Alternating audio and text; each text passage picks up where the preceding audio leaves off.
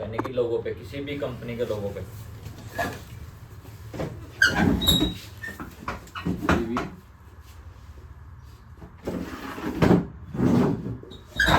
Company के phone लोगो पर रुक जाना। कौन कौन सा हो सकता है? MI लोगो पे रुक जाए, वीवो पे रुक जाए, ओप्पो पे रुक जाए, है ना। सेम ऐसे सैमसंग पे रुक सकता है, आईफोन पे रुक सकता है, एप्पल लोगो पे रुक जाना, है ना। कोई सा भी फोन है तो जो लोगो पे रुक गया, समझो वो फॉल्ट आपका कौन सा हुआ? हैंग ऑन लोगो। यहाँ पे फोन पूरा ऑन नहीं हो रहा है, याद रखना, फोन ऑन नहीं हो रहा है, पूरा लोगो पे रुका हुआ होगा, है ना। अब फॉल्ट आपको पता चला कि फोन लोगो पे रुका हुआ है, कहाँ से प्रॉब्लम है, बाहर से हम कैसे रिपेयर कर सकते हैं हैंग ऑन लोगो को? बाहर से बाहर हम हैंग ऑन लोगो को कैसे रिपेयर कर सकते हैं बिना फोन को खोले? क्या कर सकते हैं दुबे साहब? बाहर से बाहर फोन लोगो पे रुका है, आपका फोन है लोगो पे रुका है, सबसे पहले क्या करना है? मतलब जैसे स्विच ऑफ हो रहा, स्विच ऑफ करने के बाद ऑन कर रहे तो वहाँ रुका हुआ। हाँ, फोन स्विच ऑफ था आपने, ऑन क्या लोगो पे रुका हुआ है। तीनों बटन दबा के क्या करना है? और अगर ऐसे हो रहा मतलब लोगों से वापस हो जा रहा है, फिर शट डाउन हो रहा, तीनों बटन दबा के फोन रिस्टार्ट करना। सबसे पहले स्टेप क्या रहेगा? तीनों बटन दबाना, फोन क्या करना है? रिस्टार्ट करना है। कौन कौन से बटन है पता है? 10 सेकंड के लिए दबाना है, अब तो नहीं लिखवाना ना। फोन को रिस्टार्ट कैसे करना है पता है? तीनों बटन 10 सेकंड के लिए दबाए, वॉल्यूम अप, वॉल्यूम डाउन और पावर। तीनों बटन से रिस्टार्ट नहीं हो तो क्या हुआ? सिम व मेमोरी कार्ड निकाल कर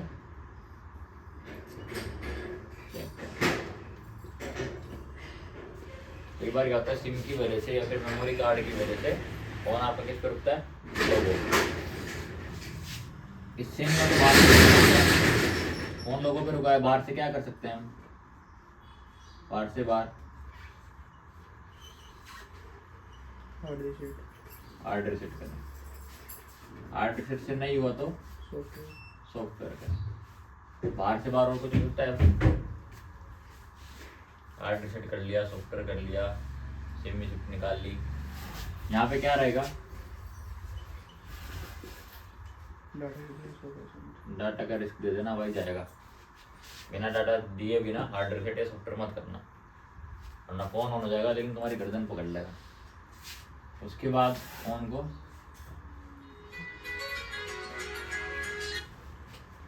खोलना है और कंडीशन चेक करनी है। फोन खोलना है और क्या करना है? कंडीशन चेक करनी है। Open set and check condition. Condition में क्या चेक करते हैं? Water damage, carbon. भाई जल्दी क्यों नहीं आ रहे तुम आजकल? सारे सबसे पहले आने वाले लेट हो रहे हैं आजकल। वाटर डैमेज, कार्बन, टेम्पर्ड और क्या होता है? Neat and clean. ठीक। कंडीशन चेक करने के बाद अगर वाटर डैमेज वगैरह आपने क्लीनिंग की, अब आपके पास फॉल्ट दो तरह से रिपेयर होगा। एक तो होगा आपका सॉफ्टवेयर वाले प्रोसेस से, यानी कि प्रोग्रामिंग या फिर बोलो सॉफ्टवेयर, या फिर यानी कि जिसमें सॉफ्टवेयर का रोल होगा। एक होगा सिर्फ हार्डवेयर वाले प्रोसेस, यानी कि दो केस आएंगे। एक केस आएगा सॉफ्टवेयर से प्रॉब्लम है, सॉफ्टवेयर से रिलेटेड प्रॉब्लम है तो कैसे रिपेयर होगा, जबकि होगा फोन खोल गई, यानी कि हार्डवेयर और सॉफ्टवेयर मिक्स रहेगा। और खाली हार्डवेयर से दिक्कत है तो कैसे होगा ना। दो केस रहेंगे। तो केस फर्स्ट में क्या रहेगा? दो तरह के केस मिलेंगे इसमें हमें।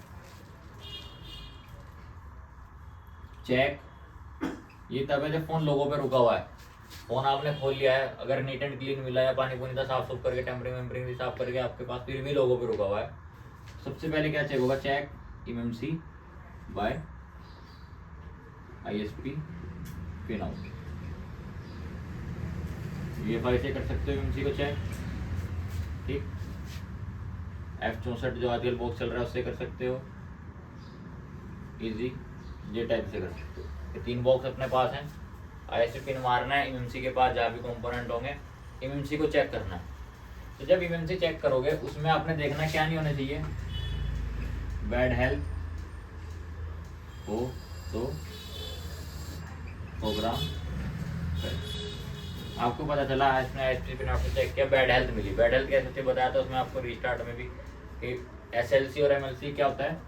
एसएलसी और एमएलसी दो पार्टीशन है बैड हेल्थ में। बैड हेल्थ कब होगी जब एसएलसी और एमएलसी क्या हो दोनों, ये आपको दिखा रहा है 20 to 30% और ये आपको दिखा रहा है 60 to 70%, यानी कि दोनों क्या है, डिफरेंट है। अगर ये सेम हो तो इसे हम बैड हेल्थ नहीं बोलेंगे, ये 20-30 है ये 20-30 है, दिक्कत नहीं है।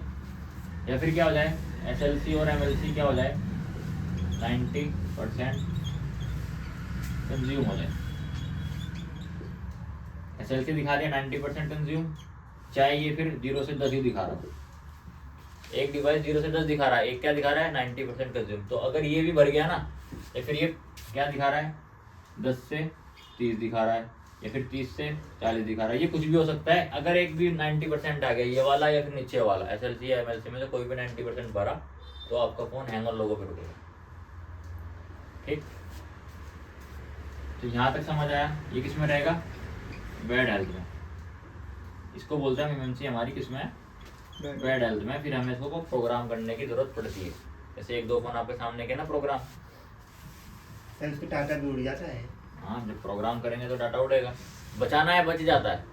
कैसे उसका भी प्रोसेस है, करना पड़ेगा, कॉपी करना उसका पड़ेगा। भी प्रोसेस है। जो हम सिर्फ डंप रीड करते हैं उसमें हमें यूजर डाटा भी रीड करना पड़ेगा, जो कि आपका बहुत ज़्यादा जीबी में होता है। उसके लिए प्रोसेस लंबी हो जाएगी, एक ही फ़ोन में पूरा दिन लग जाएगा।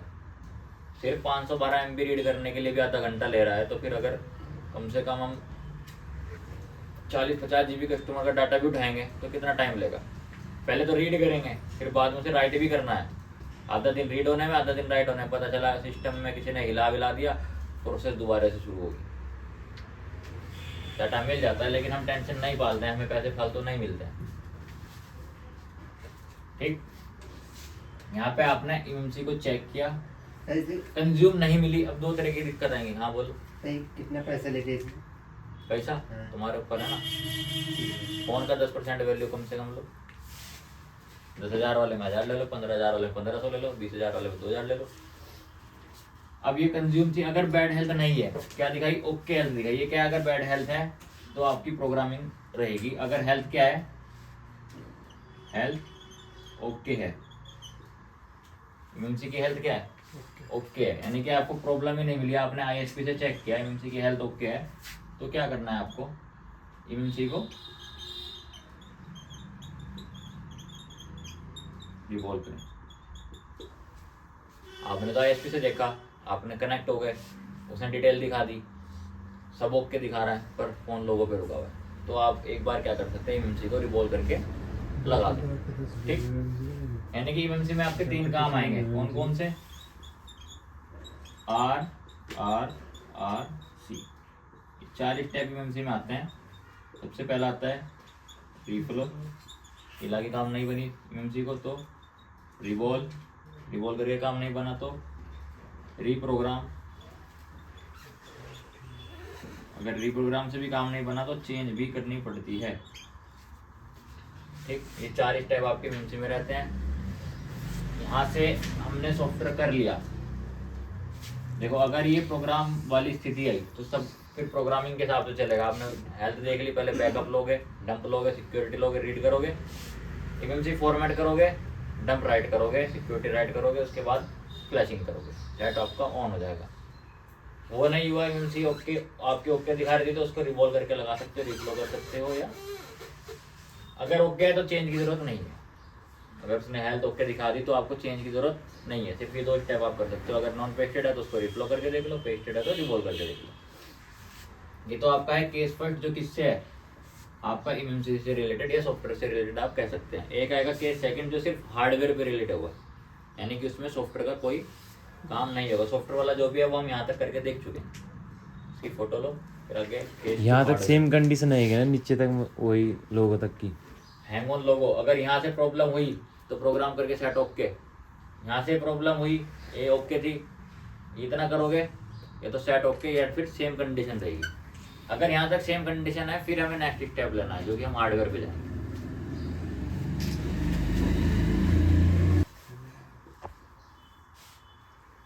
हार्डवेयर हार्डवेयर में कहाँ कहाँ से प्रॉब्लम आती है। सबसे पहले आपने ओपन सेट यानी फ़ोन खोलोगे, चेक कंडीशन, ठीक सेम रहेगा केस फर्स्ट की तरह। कंडीशन चेक करने के बाद जो भी वाटर डैमेज वगैरह सफाई सुफाई करोगे पेट्रोल से। अब फॉल्ट आएगा आपका कि फ़ोन आपका लोगो पे रुका हुआ है। एमएमसी आप चेक कर चुके हो, उसके बाद का प्रोसेस है। अब एमएमसी में नहीं जाना है आपने, वो तो आप चेक कर चुके। बैड हेल्थ भी आपने चेक कर ली, ओके थी।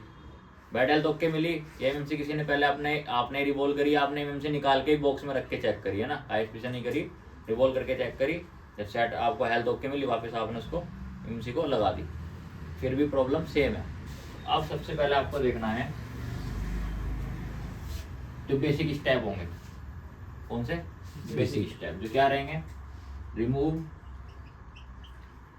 ऑल कैमरा, सारे कैमरे फोन से हटाने, यानी कि सारी एसेसरी आपको हटानी है। कैमरा हटाना है, हो सकता है कोई कैमरा शॉर्ट हो रहा हो, उसकी वजह से फोन लोगों पे रुका हो।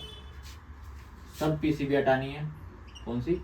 यानी चार्जिंग पत्ता और मेन फ्लैक्स, जिसको मेन बेल्ट बोलते हैं, मेन पत्ता, सब पीसीबी और कैमरा, ये तीन चीज़ हटा के पहले चेक करनी है। यहाँ से बहुत दिक्कत आती है। वीवो के फ़ोन की अगर बात करें या फिर रेडमी की बात करें तो यहाँ से प्रॉब्लम आती है। सब पीसीबी में हल्का सा पानी लगा, फ़ोन लोगों पे रुक गया। रुक रहा था ना आंटी का फ़ोन, बैटरी बदल के देख के आए थे, नहीं जा रहा था आगे, लोगों पे रुका हुआ था, चार्जिंग पत्ते में पानी लगा था, साफ सूफ करा, चल गया हुआ ना। तो यहाँ से प्रॉब्लम आ सकती है। तुम्हारे सामने एग्जाम्पल है, ये नहीं सोचना दिमाग में कैसे आएगी, आ सकती है, क्योंकि इसकी लाइनें भी किसी सीपीयू को डिस्टर्ब करती हैं। डीपीडीएम जा रही है ना सीपीयू में, क्या पता पानी लग गया, उसी ग्राउंड के साथ टच हो गई हूँ। अब ये आपने हटा के चेक किया। अब चेक करना है आपको टच सेक्शन। अगर किसी फ़ोन में ऐसी है कि डिस्प्ले का अलग है पत्ता और टच का अलग है, जैसे रेडमी Y2, फोल्डर का पत्ता अलग है, डिस्प्ले का, टच का अलग है। रेडमी 5 है, रेडमी 4 है ना। सैमसंग के फ़ोन है बहुत सारे जिसमें टच का पत्ता अलग है। पुराने मॉडल की बात करें, J2, J7 मैक्स, उनमें क्या है, टच सेक्शन में अगर पानी लगा तो आपका फ़ोन रुक जाता है लोगों पे। तो टच सेक्शन आपको चेक करना है, क्या नहीं होना चाहिए? Water damage. क्योंकि आपने बोर्ड तो साफ कर लिया, बोर्ड अच्छे से साफ कर लिया अगर कहीं पे दिखा, लेकिन फोल्डर चिपका हुआ है, एमोलेड फोल्डर है। मान लो सैमसंग की कोई बात करें, J5 है, J7 है, J2 है, फोल्डर तो डिस्प्ले में फ्रेम में चिपका हुआ है। बोर्ड आपने क्लीन करके देख लिया, फोल्डर आप फिर वही चेक कर रहे हो, पानी लगा हुआ है टच में, जो कि किस में है? फोल्डर में। तो एक बार क्या कर सकते हैं आप, डिस्प्ले चेंज करके चेक कर सकते हैं, है ना। क्या कर सकते हैं? चेक एंड चेंज LCD, या फिर आप बोल दो सीधा फोल्डर। पूरा फोल्डर आप दूसरा लगा के देखो। अब जिसमें टच का पत्ता नहीं है, मान लो कि कोई फ़ोन ऐसा है जैसे वीवो का Y91 है, Y20 है, उसमें टच का पत्ता तो अलग से नहीं दिखता ना, टच भी उसी में ही है, LCD भी उसी में ही है, लाइट भी उसी में ही है, ग्राफिक्स भी उसी में ही है। तो क्या करना है, हो सकता है वाटर डैमेज फ़ोन हुआ, पत्ते के डायरेक्ट अंदर जाके पानी लगा, टच सेक्शन सड़ गया, तो वहाँ से भी तो दिक्कत आ सकती है। तो एक बार क्या करना है, बाहर से बाहर ही आपको क्या करना है, फोल्डर उसमें लगा के चेक करना है। अगर फोल्डर लगा के भी नहीं चला, यानी सब बेसिक आपने देख लिया, फोल्डर बदल दिया, टच सेक्शन वाला देख लिया, कैमरे वैमरे हटा दिए, अब क्या बचता है आपके पास? सिर्फ मदरबोर्ड। अब ये देखना है कि CPU कौन सा है, चेक चिपसेट, क्वालकॉम है, MTK है, या आपका एक्जीनोस यानी सैमसंग है, या फिर SPRD स्पेक्ट्रम है। चिपसेट होगा यानी कि CPU चेक कर रहे हो आप, CPU चेक कर रहे हो। अगर क्या हो, डबल डेकर, क्या मिले? डबल डेकर CPU मिले और फोन किस पे स्टक हो, लोगों पर रुका है, तो डायरेक्ट CPU रिवॉल्व। फ़ोन में दिख रहा है डबल डेकर CPU लगा है और फ़ोन आपका लोगो पे रुका है, तो डायरेक्ट डबल डेकर को रिवॉल्व कर सकते हो, या खाली रैम को भी रिवॉल्व करके लगा के आपका सेट चल जाएगा। तो कितने दिन चलेगा? 2 दिन, 4 दिन, 1 दिन, या महीने, 2 महीने, 6 महीने, कुछ भी आपकी किस्मत। खाली रैम रिवॉल्व करके भी फ़ोन चलता है। एक बार रैम रिवॉल्व करके देख लो, चल गया 2-4 दिन चल गया, दिक्कत आई, बाद में पूरा सीपीयू रिवॉल्व कर दो, पता चल जाएगा फॉल्ट यहीं से है। ये पहली बार है, पूरा टाइम करो सीपीयू भी और रैम भी दोनों रिवॉल्व करो। डबल डेकर में ज्यादातर ये दिक्कत आती है। अगर चेक करना है कि प्रॉब्लम यहीं से है या नहीं है तो क्या कर सकते हो, जो आपको फॉर्मूला बताया, एक स्टेप क्या देख सकते हो उसमें, डायरेक्ट 250 डिग्री हीट पर पूरे पीसीबी को हीट करें। नोजल कौन सी रहेगी, नोजल बिग नोजल लगा के 250 डिग्री हीट रखनी है। पूरे मदरबोर्ड को क्या करना है, फ्रंट से बैक से पूरा हीट करना है अच्छे से टनाटन। कितनी देर के लिए, 30 सेकंड तक, इससे ज़्यादा टाइम नहीं लेना है। पता चला 2 मिनट हो गया लगा के रखा, समझ गए, फिर तो गोलियां मार देंगे इसी की। 30 सेकंड तक कर सकते हो, अगर मैक्सिमम टाइम चाहिए तो 1 मिनट तक भी जा सकते हो, क्योंकि नोजल बड़ी वाली है, बारीक नोजल नहीं है। यहाँ से अगर सेट ऑन हो जाए, क्या हो जाए, सेट ऑन हो जाए, पूरा ऑन हो जाए, तो सिर्फ क्या करना है, सीपीयू रिवॉल्व हो। अगर सेट ऑन हो गया इतना 250 डिग्री पे चेक करने के लिए है, तो आपको पूरा सीपीयू रिवॉल्व करना पड़ेगा, चाहे सिंगल हो चाहे डबल हो, समझ गए। यानी कि क्या केस हो जाएगा, सीपीयू रिवॉल्व, क्लियर है। अब कई बार ऐसा होगा, आपने देखा डबल डेकर था या सिंगल था, आपने सीपीयू रिवॉल्व कर दिया, क्या कर दिया, सीपीयू रिवॉल्व कर दिया, लेकिन फोन अभी भी किस पे है, लोगों पे सेम प्रॉब्लम में। ऐसा भी आएगा, केस आएगा 10 में से 2 तो फंसते ही हैं, ऐसे 8 तो सीपीयू रिवॉल्व करके हो जाएंगे, या मान लो 6 सीपीयू रिवॉल्व हो जाएंगे, 2 एमएमसी से हो जाएंगे, लेकिन 2 ऐसे भी फंसेंगे जो सीपीयू से भी नहीं होंगे, फिर भी लोगों पे रुके, फिर क्या करोगे, क्या दिमाग में आएगा, कौन सी ऐसी बचती है, पावर आईसी। 2 पावर आती हैं, किसी में 3 पावर आती है ना, पीएम आईसी। क्या करना है, रिफ्लो, रिवॉल्व या चेंज। देखा गया है कि रिफ्लो करके काम नहीं चलता, रिवॉल्व करके भी काम नहीं चलता, चेंज ही करनी पड़ती है, समझ गए। बाकी तुम्हारी किस्मत है, अब तुम्हारे पास कोई आईसी नहीं, नई आईसी नहीं है तो क्या करोगे, सीपीयू तक काम कर चुके हो, फिर एक बार ट्राई तो करोगे, कम से कम रिफ्लो मार के रिवॉल्व करके तो देखें, क्या पता चल जाए। इससे नहीं बना तो पीएमआई, उसको क्या बोलते हैं, डीसी टू डीसी, ये क्या बोलते हैं, चार्जिंग आईसी। क्या करना है, रिवॉल्व, रिफ्लो या चेंज, चाहे लैग वाली हो। अगर लैग वाली है तो डायरेक्ट चेंज कर दो, इसे क्या रिफ्लो करनी, क्या रिवॉल्व करनी है ना, वो तो बैठी हुई है सेट। बॉल वाली है तो रिफ्लो और रिवॉल्व करके आप देख सकते हो। और इससे भी बात नहीं बनी तो क्या करोगे, रिंगर आईसी। रिंगर आईसी क्यों, बहुत सारे मॉडल ऐसे हैं, रिंगर आईसी खराब होने से फ़ोन आपका हैंगिंग लोग हो जाता है, जैसे कि सैमसंग के फ़ोन है, खराब होने से, या फिर बोले एक तरह से आपने ऐसे निकाल के भी अगर रख दो ना, आप उसका आईसी को निकाली, रिंगर आईसी को साइड में रख दी सैमसंग के फ़ोन आपका लोगो पे रुक जाएगा, क्योंकि I2C की लाइन है, सीपीयू ऑपरेट कर रहा है रिंगर आईसी को। जब फ़ोन ऑन होता है तो सीपीयू अपने सारे I2C चेक करता है, उसका कहाँ जा रहा है, रिंगर आईसी में जा रहा है, कैमरा आईसी में जा रहा है, ऑडियो कोडेक में जा रहा है, वो चेक कर रहा है भाई मेरे जो स्लेव्स हैं, यानी मेरे जो नौकर हैं, वो सब हाजिर हैं या नहीं है। अभी उसने देखा एक मिसिंग है, ड्यूटी पे नहीं आया, रुक जा भाई, अभी सेट ऑन पूरा काम शुरू नहीं होगा अभी, जब तक वो नहीं लगेगी ऐसी तब तक सीपीयू अपने आप को पूरा कंप्लीट ऑन नहीं करेगा। आपकी मॉडिफाइड टेक्नोलॉजी है, आईफोन तो पुराने टाइम से यूज़ कर रहा है, सैमसंग ने यानी कि एंड्रॉयड ने अब इस्तेमाल करने वाली टेक्नोलॉजी शुरू कर दी है। जब तक उसके सीपीयू के सारे स्लेव्स ऐसे नहीं मिलेंगे तब तक वो कंप्लीट नहीं होगा। वो कहेगा मेरा आज एक नौकर साला छुट्टी पे है, मैं आज दुकानें नहीं खोल लूँगा। जब तक मैंने उसका काम कौन करेगा, लोड किस पे पड़ेगा, सीपीयू पे पड़ेगा, और रुका रहेगा लोगों में, जब उसके इंतजार देखेगा आना तो भाई से हमारा ना भाई आज वो तो आए नहीं, हम क्लास शुरू ही नहीं करेंगे। जैसे शोएब कभी कभी लेट हो जाता है ना, शोएब ने कहा आज जी मैं तो आ गया, आज तुम क्लास शुरू करो, देखी जाएगी, ऐसे ही है ना। तो यहाँ तक आपका ये प्रोसेस जाने वाला है, कहाँ तक, रिंगर आईसी तक। अगर फिर भी इतना सब कुछ करने के बाद भी सॉल्यूशन नहीं हुआ, सिर्फ एक चीज चेक करनी है,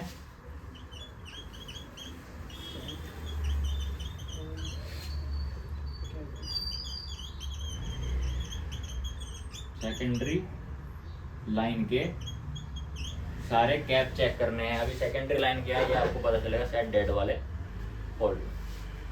सेकेंडरी लाइन कौन सी है, प्राइमरी लाइन कौन सी है। शॉर्टकट में बात करें तो जो भी कैप्स जिन पे लेस देन 3.0 वोल्ट, जिस पे भी कैप पे 3 वोल्ट से कम की वोल्टेज आ रही हो, चाहे 3 वोल्ट हो, 2.9 वोल्ट हो, 2.8 वोल्ट हो, 1.8 वोल्ट हो, 1.2 वोल्ट हो, 0.8, 0.6, 3 वोल्ट से कम जो भी वोल्टेज बन रही है फ़ोन में, अगर उस वोल्टेज का कोई भी कैप शॉर्ट हो गया तो हो सकता है आपका फ़ोन हैंगिंग लोगों पे रुक जाए। सेकेंडरी लाइन के ये वाले वोल्टेज आपको, बहुत सारे फ़ोन हैं, सबके सर्किट्स हैं, चेक कर लो कौन सी पावर ऐसी है, कौन कौन से वोल्टेज का आउटपुट कहाँ है, ये फिर पूरे जितने भी कैप लगे एक बार फ्रंट में एक बार बैक में टेस्ट मार लो। अगर कोई शॉर्ट मिला हटाओ, सेट तुम्हारा चलेगा। जैसे कि 3 वोल्टेज कहाँ 2.8 आ रही है वाईफाई एसी में, वहाँ चेक कर लो। क्योंकि अगर शॉर्टिंग कहाँ होती है आपकी, कोई भी कैप आपका 3.7 वोल्ट वाली लाइन में शॉर्ट होता है तो वो फिर आपको VPH या VBAT पे शॉर्ट दिखा देगा। लेकिन अगर ये वाली लाइन शॉर्ट हो गई, मान लो 1.8, 2.8 ये शॉर्ट हो गई, ये आपको जल्दी से DC सप्लाई पे नहीं दिखाएगा। ये वाली वोल्टेज आपको DC पे दिखा देगा कि फ़ोन में शॉर्टिंग है, पर ये वाली नहीं दिखाएगा, इसलिए ये हमें मैनुअली चेक करनी पड़ेगी। समझ गए? फोटो ले लो उसकी, निकाली 2 प्रिंट फटे रिवॉल्व करके जो कि तू लगा दी, कोई फायदा नहीं होगा। और सेम हैंगिंग लोगों पे फ़ोन रुका रहेगा। हो जाएगा? सॉफ्टवेयर भी देख लिया, हार्डवेयर भी देख लिया, इससे बाहर फॉल्ट नहीं जाएगा। ठीक दुबे साहब, अब दिमाग की बत्ती खोल लेना, हो सके तो अपना बेसिक दोबारा दोहरा लेना। कल से जो फॉल्ट हैं, light IC, graphic IC, network IC, charging IC, set dead, बहुत इंपॉर्टेंट फॉल्ट है। सबसे ज़्यादा आने वाले चिप लेवल में काम यही वाले फॉल्ट हैं। लाइट आईसी बहुत उड़ती है, ग्राफिक आईसी भी उड़ती है, नेटवर्क आईसी भी उड़ती है, चार्जिंग आईसी भी उड़ती है, डेड भी फ़ोन आता है। सबसे ज़्यादा काम यही आता है जो लास्ट के 5 केस हैं, इसलिए ये तुम्हारे बाद के लिए रखे हुए हैं। क्योंकि मुझे सबसे पहले दिन पढ़ाया होगा, हो सकता है तुम मुझे भूल गए हो, तो तुम देखते तो हो नहीं, रिवाइज तो करते नहीं हो। लेकिन जब कोई भी फ़ोन आएगा, जिस हिसाब से फॉल्ट आएगा उस टाइम ये सब चेक कर लेना। एक बार इसको ज़रूरत पड़ेगी, खोल के आप फॉल्ट को रिपेयर करोगे, दोबारा फिर एक बार हो सकता है दोबारा इसी को देख के रिपेयर करो, तीसरी बार में फिर देखने की ज़रूरत नहीं पड़ेगी तुम्हें माइंड में होगा कि क्या क्या स्टेप लेने हैं, क्या लिखा हुआ है, तो उसकी मदद लेना। तो